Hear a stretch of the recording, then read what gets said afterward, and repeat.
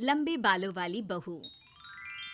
अंजलि ने बचपन से कभी बाल नहीं कटवाए होते, जिस वजह से उसके बाल उसकी हाइट से भी लंबे होते हैं।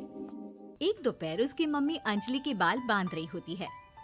सुन, लंबे बाल देखने में तो सबको अच्छे लगते हैं, लेकिन जब इनका ख्याल रखने की बात आती है ना, तो कोई तेरे बालों पर मेहनत नहीं करेगा। कुछ समय बाद ससुराल जाएगी, इसलिए क्यों नहीं इन्हें थोड़ा कटवा ले। कैसी बात कर रही हो मम्मी? आप मेरे साथ मेरे बालों पर मेहनत तो करती ही हो, और चाहे कुछ भी हो जाए, अब मैं अपने बाल नहीं कटवा सकती। और आपको वजह तो पता ही है। अपनी बेटी को इतना खुश देखकर उसकी मम्मी आगे कुछ नहीं बोलती। इसके कुछ महीनों बाद ही अंजलि की उत्कर्ष के साथ शादी हो जाती है। तुम्हारे बाल बहुत अच्छे हैं, मेहनत साफ दिखती है। मतलब तुम भी इन पर मेहनत करने के लिए तैयार हो? अरे मुझे क्या मेहनत करनी होगी, चलो जो भी हो बता देना, गुलाम हाजिर हो जाएगा मैडम। पति की बात सुन अंजलि हंस पड़ती है। दिन बीतने लगते हैं, सब कुछ अच्छा चल रहा होता है, लेकिन सिर्फ उसी दिन तक जब तक सिर धोने की बारी नहीं आती। और वो दिन आते ही अंजलि उत्कर्ष के पास जाती है। सुनिए ना, मैं अकेले हेयर वॉश नहीं कर सकती, प्लीज हेल्प कर दो। अरे यार, आज तो बहुत इम्पोर्टेंट मीटिंग है, जल्दी ऑफिस पहुंचना है, कल कर लेना, पक्का मदद कर दूंगा। सॉरी यार। उत्कर्ष वहाँ से चला जाता है, जिसके बाद अंजलि शैम्पू की बोतल लिए सास के पास जाकर उनसे मदद मांगती है। जहाँ अंजलि की बात सुन सास जोर जोर से हंसने लगती है। बावली हो गई है क्या? तेरे बाल धोऊंगी, जब अकेले संभाले नहीं जाते तो इतने लंबे बाल किए ही क्यों? ये कहकर सास भी वहाँ से चली जाती है। अंजलि मन ही मन सोचती है, मम्मी सही बोलती थी, तारीफ सब करेंगे, पर थोड़ी भी मेहनत कोई नहीं करेगा। अब अंजलि खुद ही हेयर वॉश करने बाथरूम में चली जाती है। इस बात को 3 घंटे बीत जाते हैं, लेकिन अंजलि बाथरूम से बाहर नहीं निकलती। सास बाथरूम का दरवाजा खटखटाती है। अरे ओ महारानी, अंदर घर बसाने का प्लान है क्या? यहाँ सारे काम पड़े हैं, तेरे बालों की वजह से हम क्या भूखे मर जाएं? सास की आवाज सुन अंजलि अगले ही पल बाहर निकल आती है, लेकिन सही तरीके से सिर नहीं धुलने पर उसके आधे बालों में शैम्पू और बाकी बालों से पानी बह रहा होता है। हाय नास पीटी, इतने घंटे लगा दिए फिर भी इन्हें ठीक से धो कर नहीं आई। अब क्या सारे घर में पानी पानी करती घूमेगी? अरे कहीं मुझे ही ना गिरा दियो। आज तक कभी अपने आप हेयर वॉश नहीं किया, हमेशा मम्मी हेल्प कर देती थी, इसलिए टाइम लग गया। अंजलि और उसके बालों से टपक रहे पानी का हाल देख सास अपनी ही जान बचाने के लिए बहू को दोबारा बाथरूम में ले जाकर उसका अच्छी तरह हेयर वॉश कर बालों का पानी निकाल देती है। अब जल्दी काम पर लग जा, और मुझे दोबारा इस घर में तेरी जुल्फों का टंटा नहीं चाहिए। सास की बात मानकर अंजलि चुपचाप काम पर लग जाती है।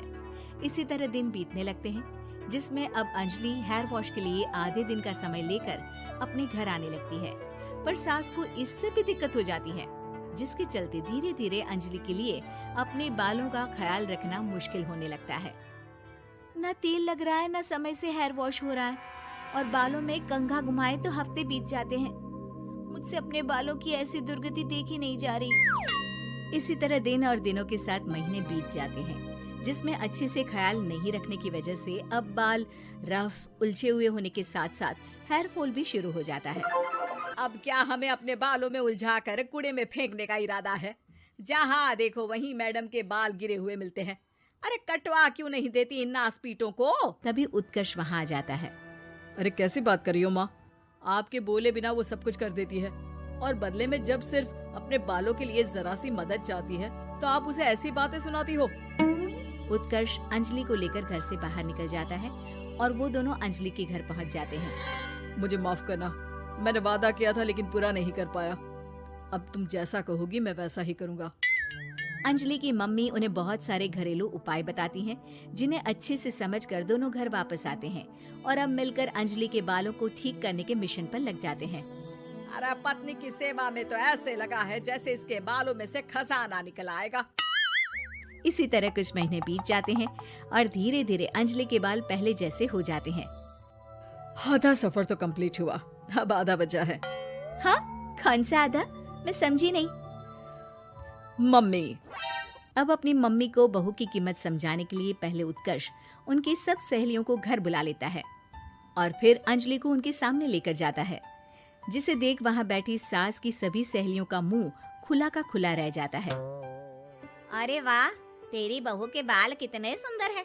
आज से पहले हमने कभी इन पर ध्यान कैसे नहीं दिया। और वैसे इतने लंबे बाल संभालना सबके बस की बात नहीं, लेकिन तुम्हारी बहू को देखकर लगता है कि ये इसमें प्रो है।